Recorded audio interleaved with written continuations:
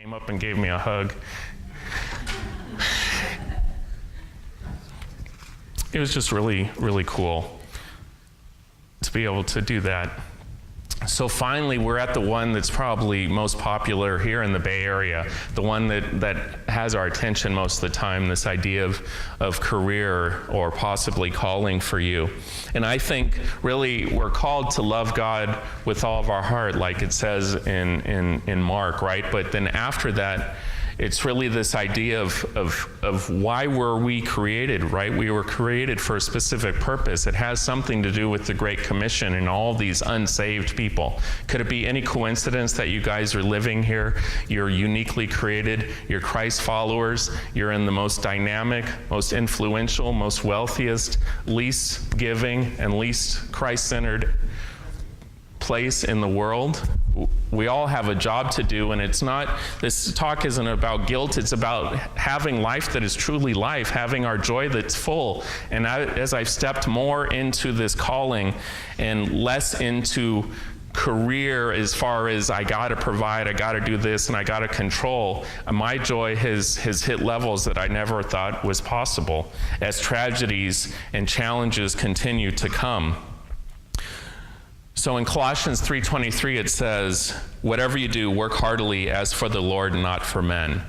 You know, looking at that verse new again this week, and this didn't happen with all the verses, but it just happened with these last two, is this idea of men could even be us. I used to work for me, and I used to work for what I wanted and what I thought was best, and I was deceived by the enemy thinking I was doing good and I was providing and doing all these different things, but looking back, I was just really, really, really confused.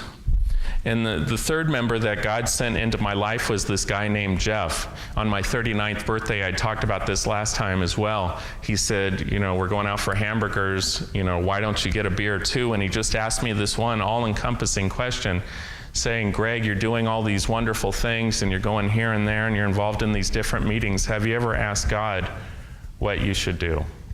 And this is really what started me on this journey to make Jesus my Lord.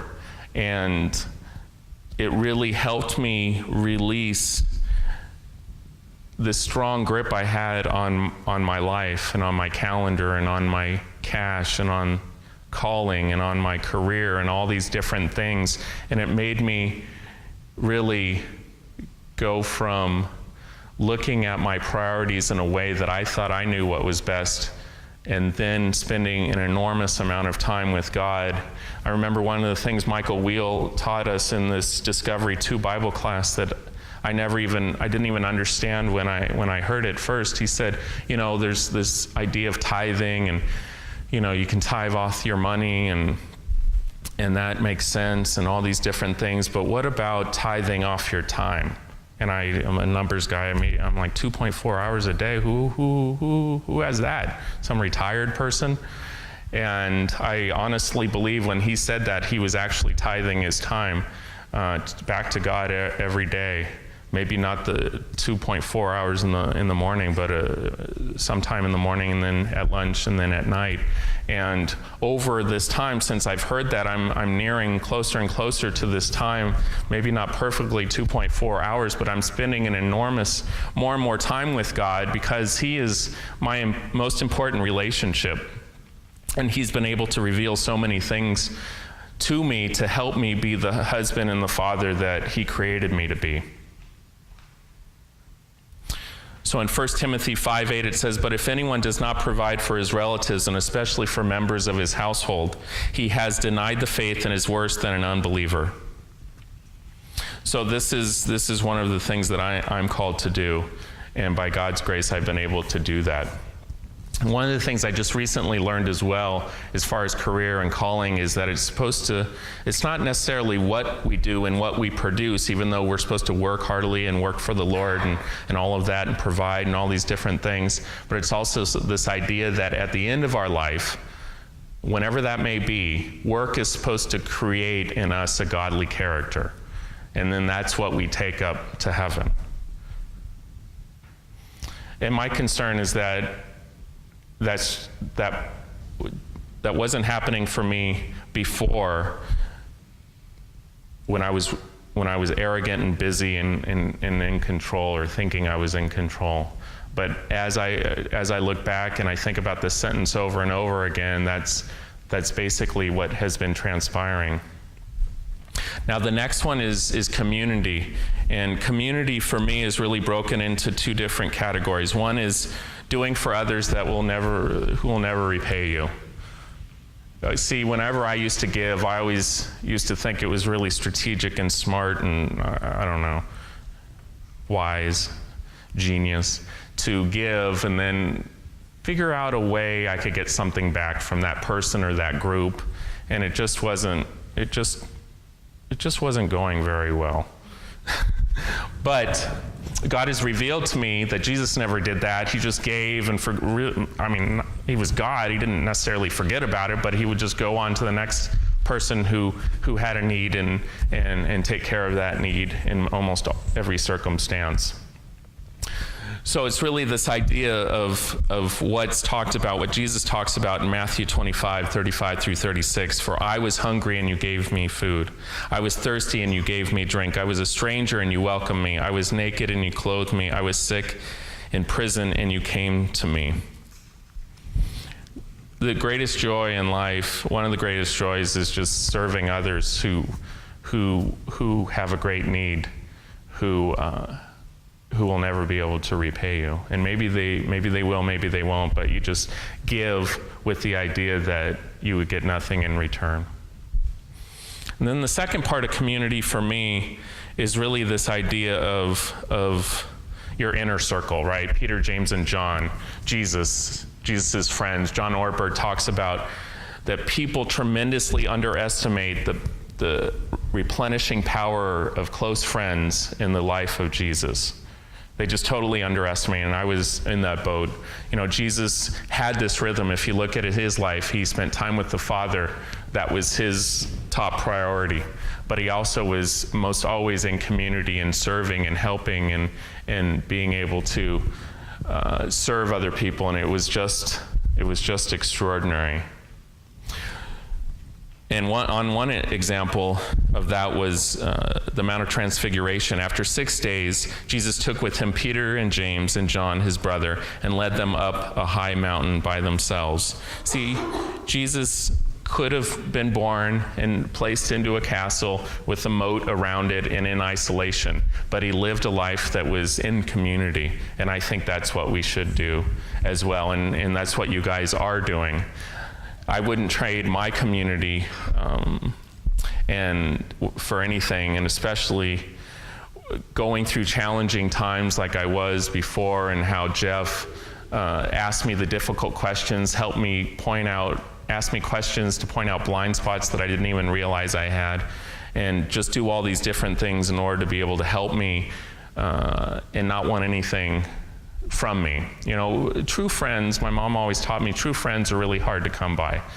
And I really believe that's true now more than any time. And Jeff was one of the first guys that he wasn't the most obvious choice. He wasn't, he's just this guy that you wouldn't think would have so much wisdom because he doesn't really talk a lot. So if you guys are in a Bible study and you're looking for a mentor or someone to disciple you, sometimes maybe my encouragement to you, it might be someone that you wouldn't think would be the first one to do that.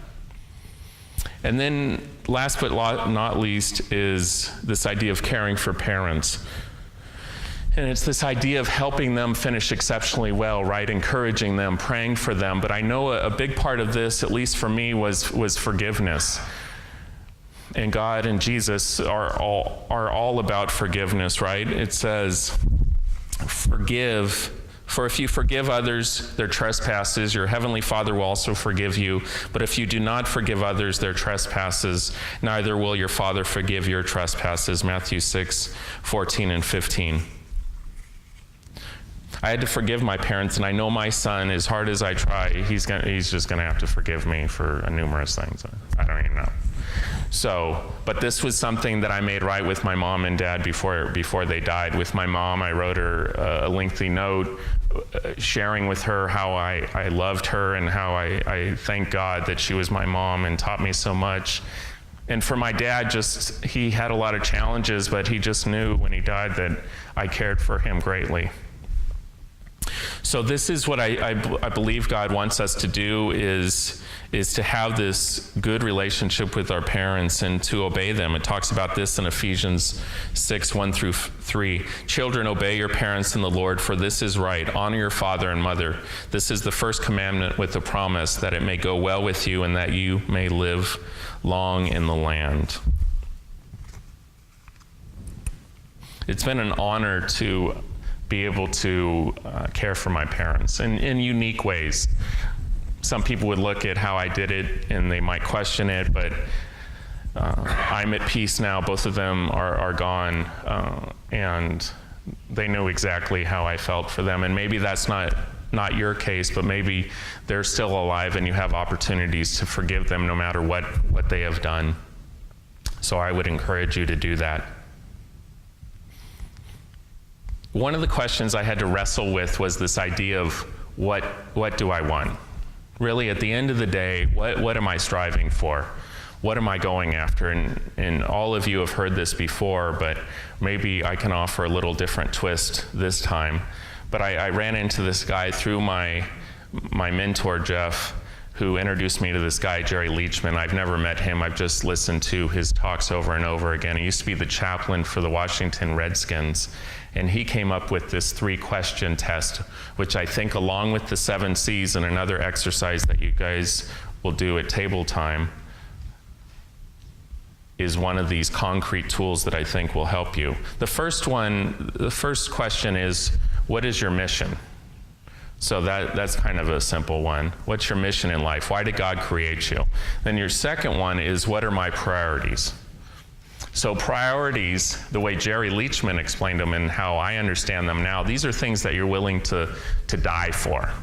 It's not just, it's just not something that's casual. It's something very intentional, very intense. And then the trick with this test, which I'll explain just shortly after I tell you this last question, is what is my schedule? So we have our mission, right? What is our mission? If we're clear on that we get to go to the second step. What is my priorities? What are my priorities? And then what's my schedule? The trick to this test, though, that almost anyone who takes it first time will not pass, is that all 3 of them have to line up for you to pass, right? So your mission has to line up with your priorities, which have to line up with your schedule. So my mission is to live simply and give generously so everyone can know Jesus and live the life that he created them to live.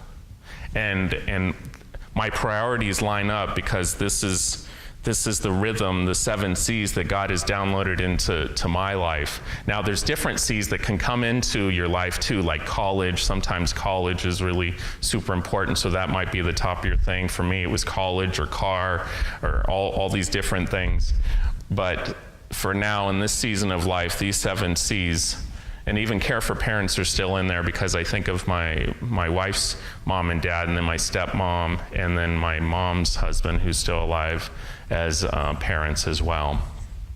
So one of the things that's helped me is an acronym that Jeff came up with, and it's really SHED, Seek Him Every Day. And this is what I've been doing for a number of years now, and it's been able to help me get to where I'm at now, with my joy being more full and more full, even though it's not perfect and I still have a lot of room to grow. It's been able to create healthy relationships where there's challenging relationships. It's been able to give me a different perspective on retirement and cash and these different categories that the world thinks and screams at us that is so important. But for me, it's really been able to offer a lot of clarity. I was able to move from confusion to clarity. So at this point, I'd like to open it up to any questions. If you all have any questions, I'd be more than happy to try to answer them or answer them.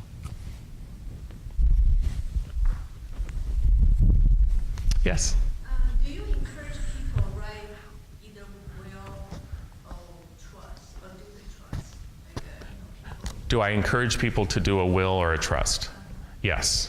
Well, I encourage people to seek wise counsel in order whether they need to do that. Usually, definitely a will. I'm not an attorney, obviously, and I'm not offering legal advice, but usually seek counsel from an attorney so they could give you advice on whether to get a will or trust.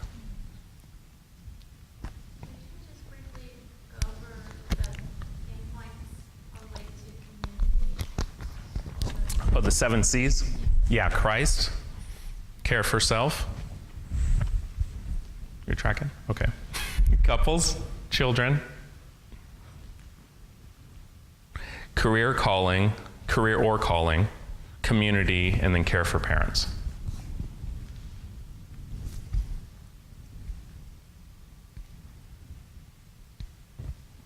Yes?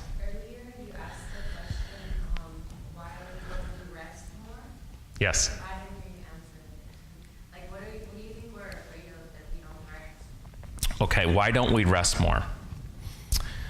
You're correct, I did not answer that question, but I think I tried to answer it before I asked the question.